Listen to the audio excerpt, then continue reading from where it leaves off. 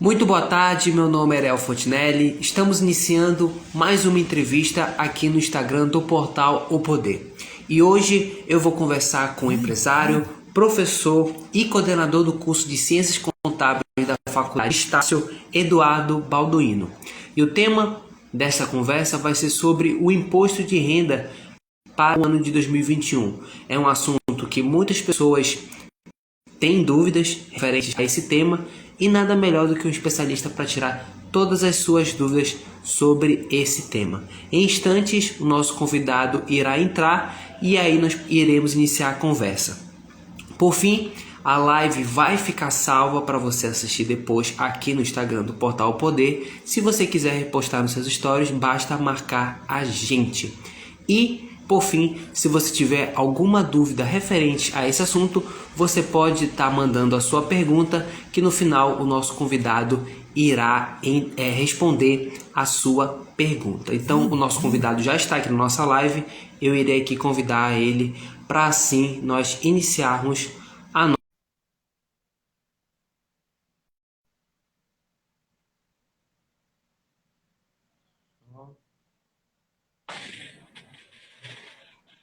Opa, agora foi, eu acho, hein? Tudo bom, Eduardo? Boa tarde aí. Tudo bem? Tá ao vivo.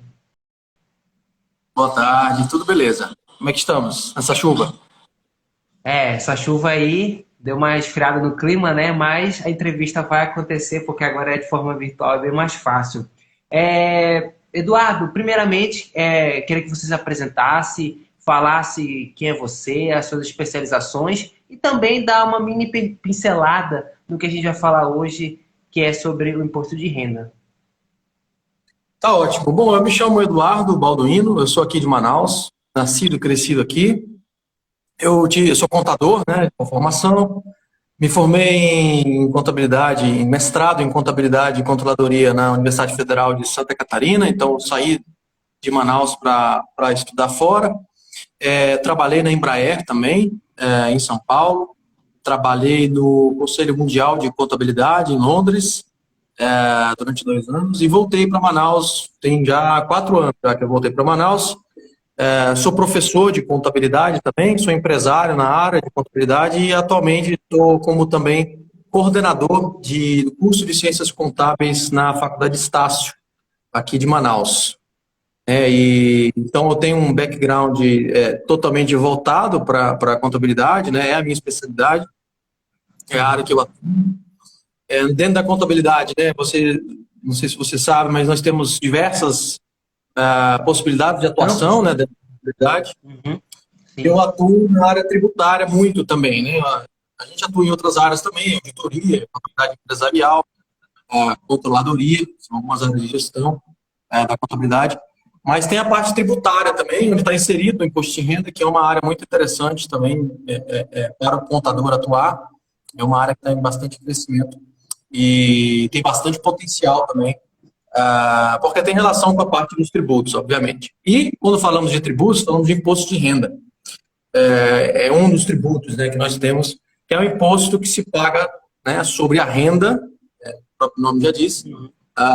Existe o imposto de renda para pessoa jurídica, mas nós hoje falaremos do imposto de renda para pessoa física, né, que é o imposto que se declara anualmente. Normalmente, essa obrigação vence 30 de abril do todo ano, né, no último dia de abril. E nessa declaração do imposto de renda que a gente vai falar, você resume todas as operações relacionadas com seus rendimentos ou bens e dívidas também, e pagamentos do ano anterior, de 2020. Então, agora em abril, nós estaremos falando de declarar e passar as informações de renda e de impostos referente ao ano de 2020. Tudo que aconteceu de janeiro de 2020 até dezembro de 2020 é declarado nessa declaração de imposto de renda. Isso mesmo. E aí, já entrando já nesse assunto, eu queria que o senhor pudesse tirar algumas dúvidas mais gerais que as pessoas têm em relação ao imposto de renda. Primeiro, o que é o imposto de renda? Você já deu uma resumida aí. Mas o que é o imposto de renda? Por que as pessoas precisam declarar o imposto de renda? E, principalmente, quais são os grupos que precisam? Certo. Bom, o imposto de renda é um dos nossos impostos que nós temos no Brasil. Temos vários impostos no Brasil. O imposto de renda ele é o chamado progressivo, né? Ele incide sobre a nossa renda. Ele não incide para todo mundo. Tem uma faixa da população que é isenta do imposto de renda. Cada ano tem uma tabelinha que o imposto de renda libera. Já faz um tempo que essa tabela não tem muita atualização.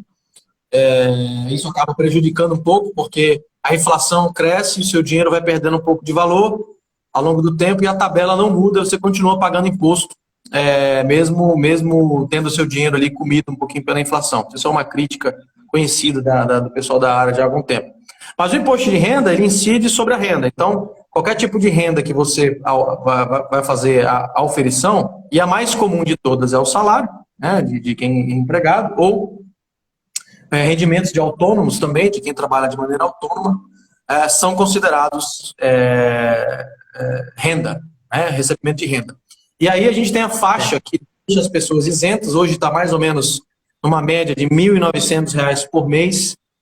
Então quem recebe, eu não sei precisar exatamente os centavos, mas quem recebe acima disso estaria obrigado a declarar esse imposto de renda, e quem recebe abaixo disso não estaria obrigado a declarar o imposto de renda.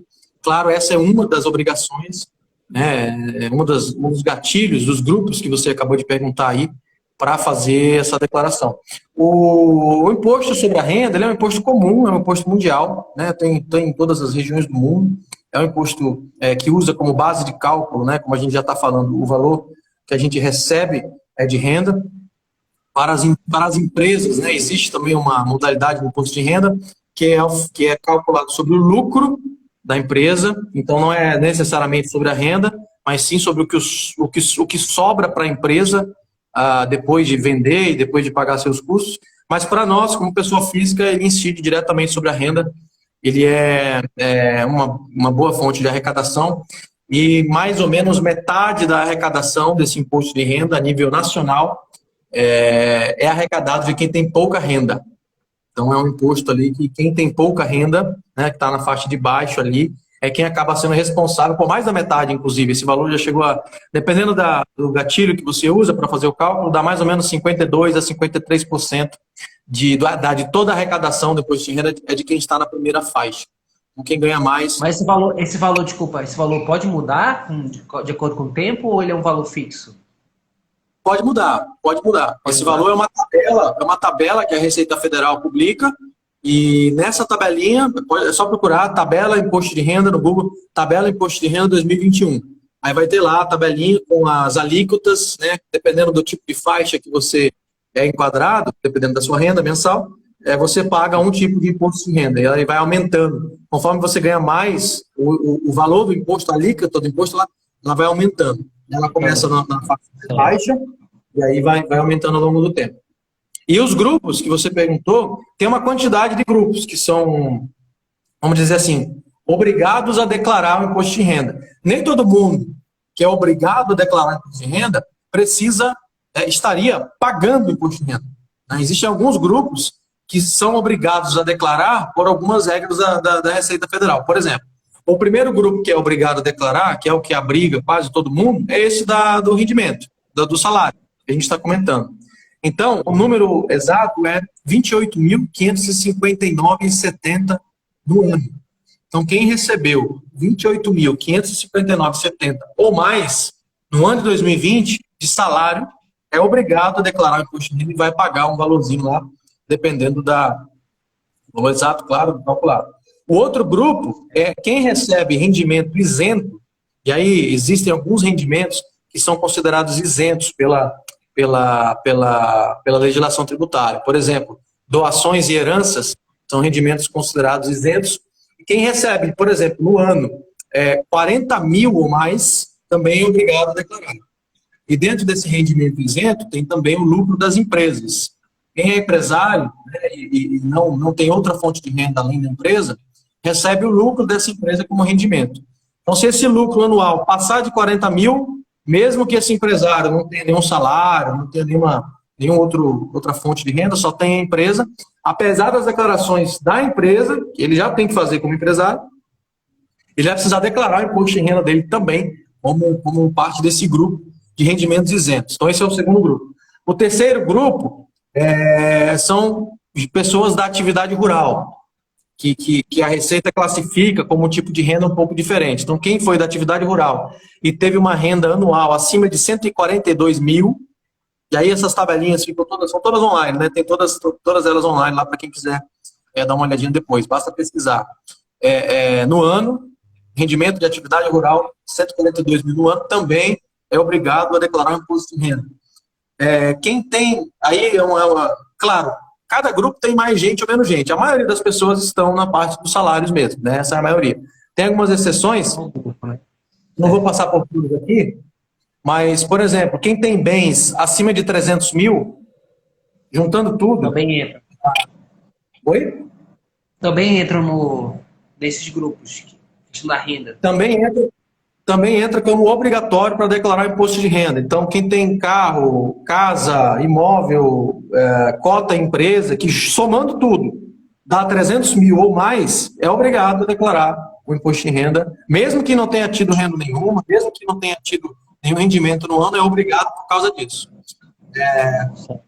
Gente que acabou de morar, de se mudar para o Brasil, né, precisa declarar. Eu, por exemplo, quando voltei para o Brasil em 2016, eu fui obrigado, né, a fazer um tipo de declaração diferente, que é o de quem está voltando a morar no Brasil. É obrigatório, também acaba entrando nesse grupo, né, de quem se muda para o país, não importa se tem renda, se não tem renda, precisa declarar imposto de renda. Né? É obrigatório declarar imposto de renda. E tem pessoas também que venderam imóveis. Eu não sei se todas as pessoas conhecem, mas quando você vende um imóvel residencial, você pode ter imposto, né, que você paga sobre essa renda, que é um imposto de renda chamado ganho de capital, que você também tem que declarar.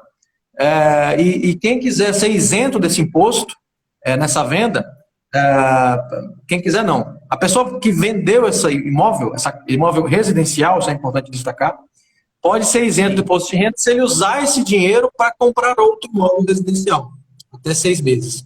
Né? E quem fizer essa operação, ou seja, vendeu o imóvel residencial, depois de 6 meses, usou esse dinheiro da venda para comprar um outro e, portanto, não precisou pagar imposto de renda, que precisaria, caso não tivesse feito esse aproveitamento da compra, precisa declarar também é obrigatório declarar. E tem um gatilhozinho também para auxílio emergencial. Quem recebeu auxílio emergencial no ano de 2020, dependendo do rendimento familiar, também é obrigatório a declarar o imposto de renda.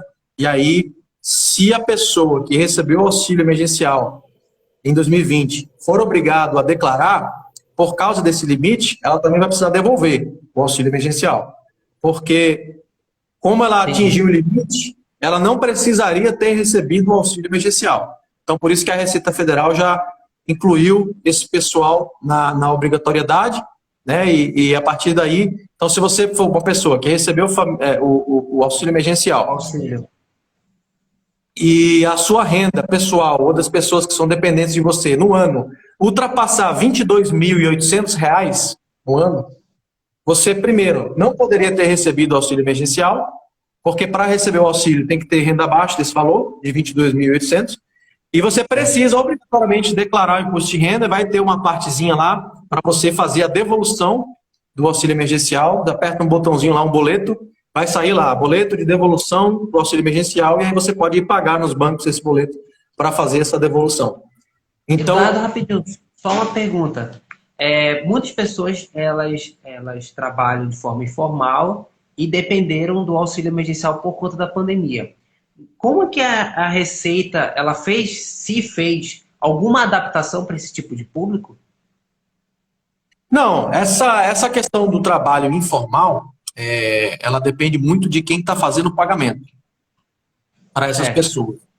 Então, se a empresa ou pessoa, né, que faz o pagamento para essas pessoas de trabalho informal declaram em algum lugar que essa pessoa faz esse trabalho informal, esse valor precisa ser declarado, né, por a pessoa que faz o trabalho, pela pessoa que faz o trabalho informal. Então, esse trabalho informal, se ele for regular, e de novo, se ele atingir os 28 mil, que a gente mencionou no comecinho, anuais, a pessoa ela já entra no rol de obrigatórios ali, de obrigados a fazer a declaração. E se ela alcançar esse limite que eu mencionei, aí no caso do auxílio emergencial não é 28 mil, mas sim 22 mil por mês. Então, você está mencionando pessoas que trabalhavam na informalidade. Se os rendimentos dessa pessoa na informalidade ultrapassaram 22.800 no ano, ela não deveria ter recebido o auxílio emergencial. Auxílio. Se não ultrapassar esse valor, tudo bem. Se a gente fizer uma conta rápida, 22.800, vou fazer aqui rapidinho, 22.800 dividido por 12, só para ficar na média, dá mais ou menos 1.900 por mês. Mais ou menos, 1.900 por mês. Então, quem teve renda acima de 1.900 por mês, mesmo na informalidade, não deveria ter recebido... Não deveria. O auxílio, né? Não deveria ter recebido auxílio. Quem recebeu até esse valor, ok. Uhum. Ah, tá. E abrindo um parêntese para os autônomos, como é que os autônomos entram? Entram nesses grupos ou não? Entram.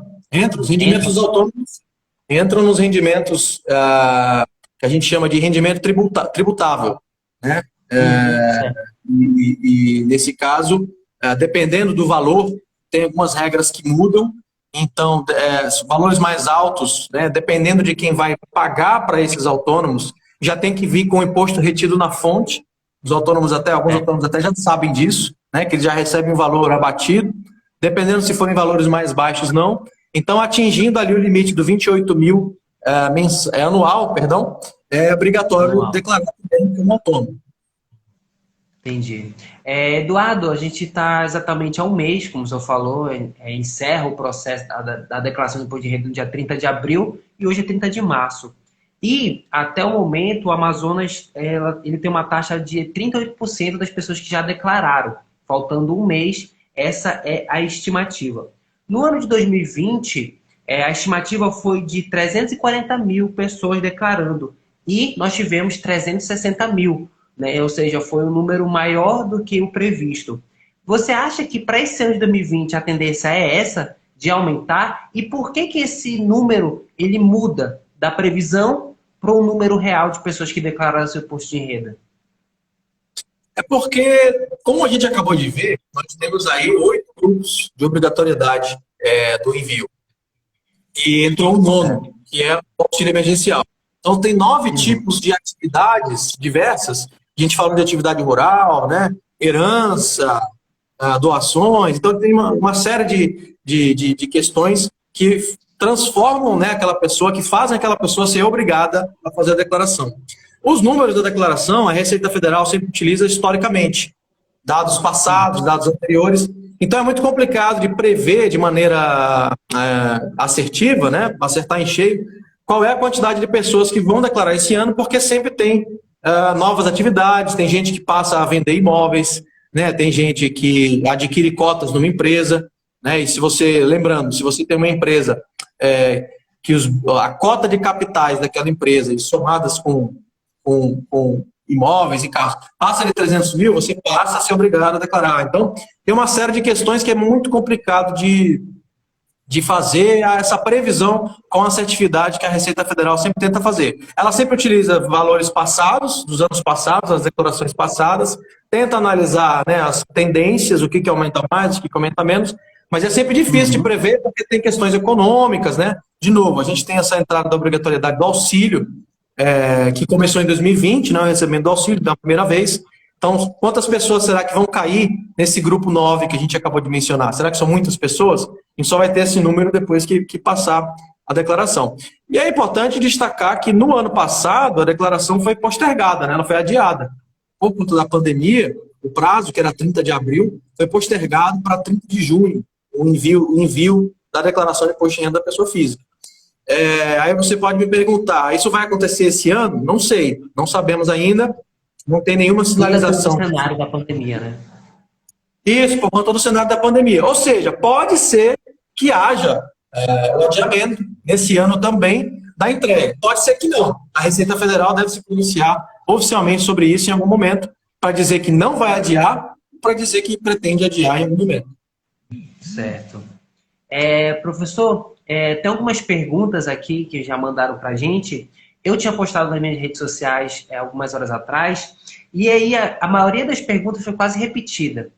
Sempre estavam perguntando o que acontece com a pessoa que não declara os impostos. Imposto de renda, quer dizer.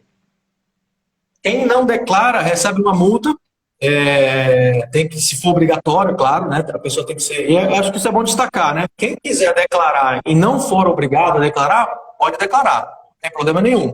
Coloca lá as informações e declara.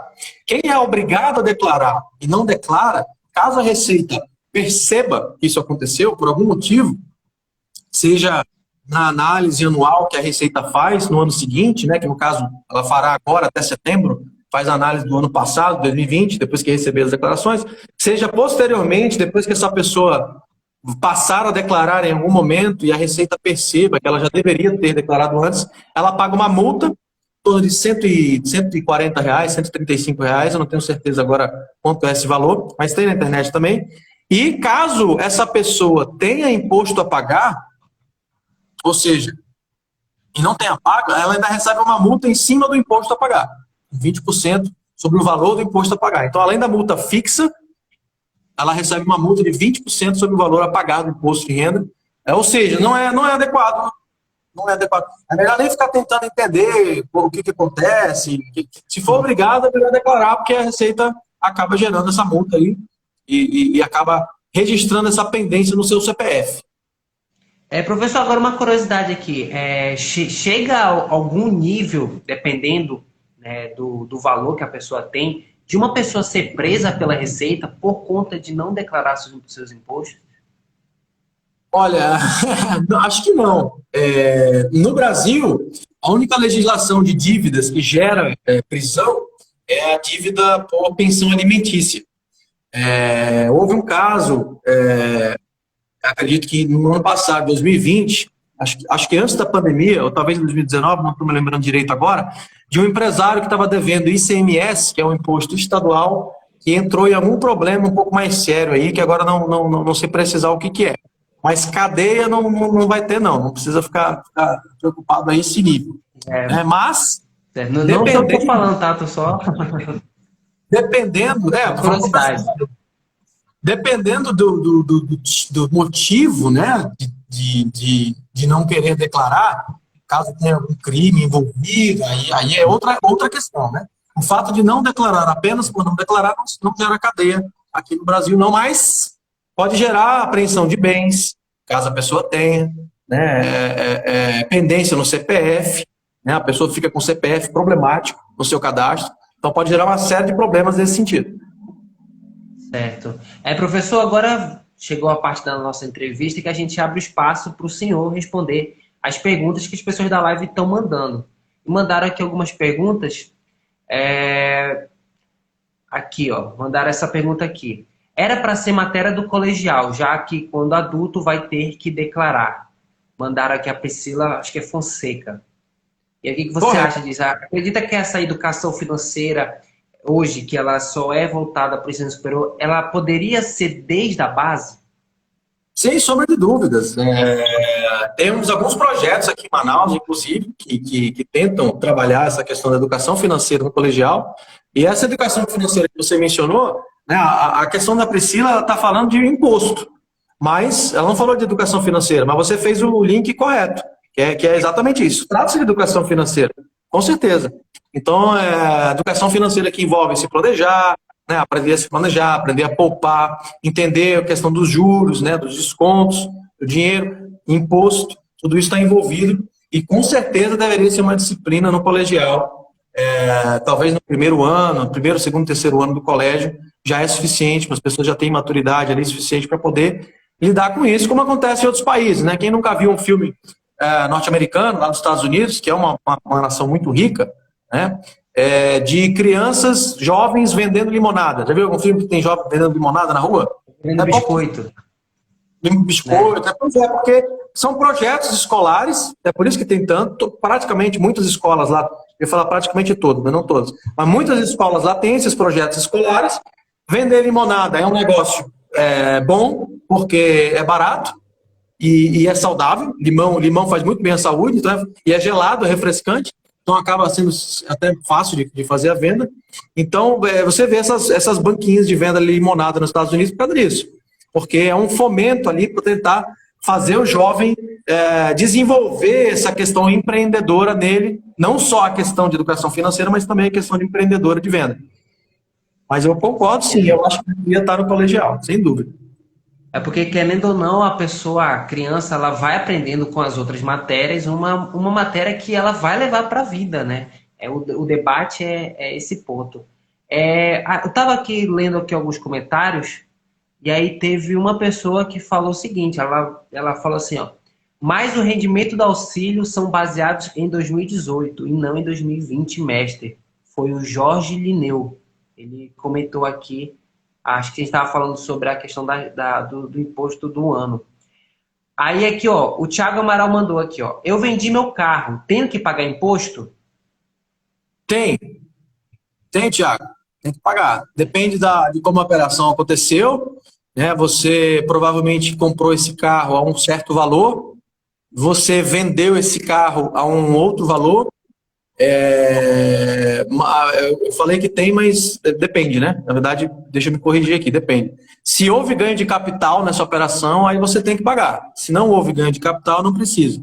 Né? Eu falei rápido que tem, porque geralmente venda de imóvel, geralmente tem, porque você pega o valor do imóvel que você compra, e quando você vende o imóvel, geralmente o imóvel está mais caro o valor dele. O carro é diferente, né? O carro ele desvaloriza. Desvalorização?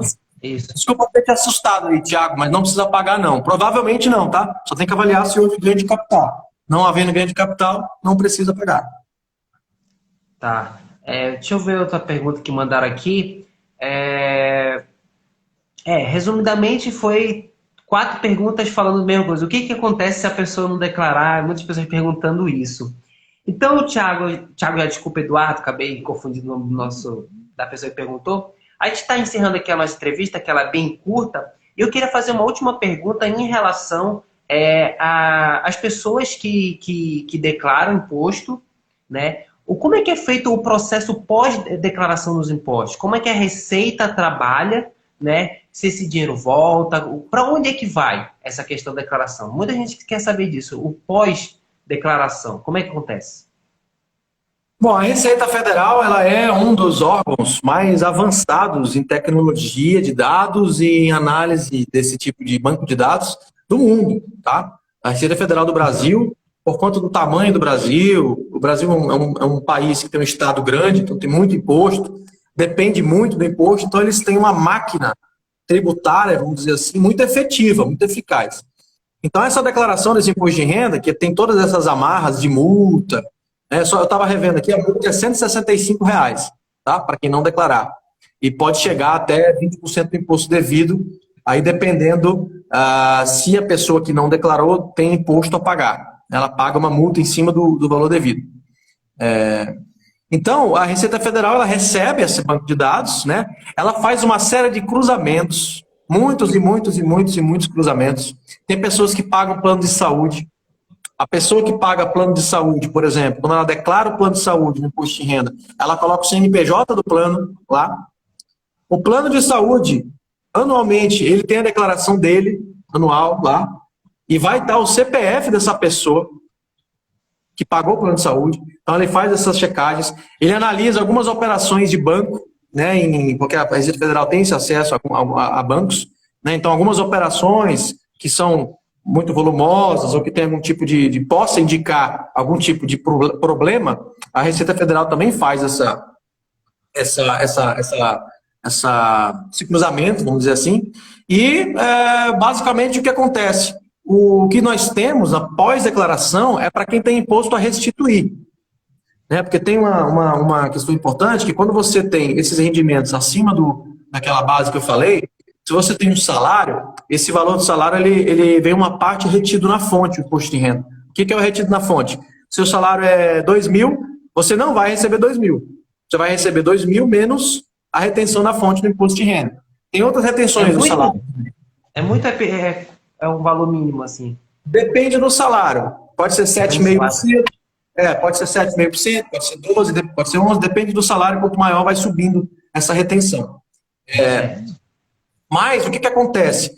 Como você está retendo imposto na fonte, significa que você já está pagando, certo? Você concorda comigo? Você está retendo na fonte, você já está pagando imposto, porque você está deixando de receber seu próprio dinheiro e o imposto está ficando retido lá na empresa que você trabalha, e essa empresa paga um DARF, que a gente chama, né? Que é o boleto da Receita Federal, com esse seu imposto todo mês ela paga. Né? A gente acaba não sabendo, mas a empresa paga todo mês. Faz as declarações trabalhistas lá e no meio vai esse imposto de renda retido na fonte. Então você já está pagando antecipado.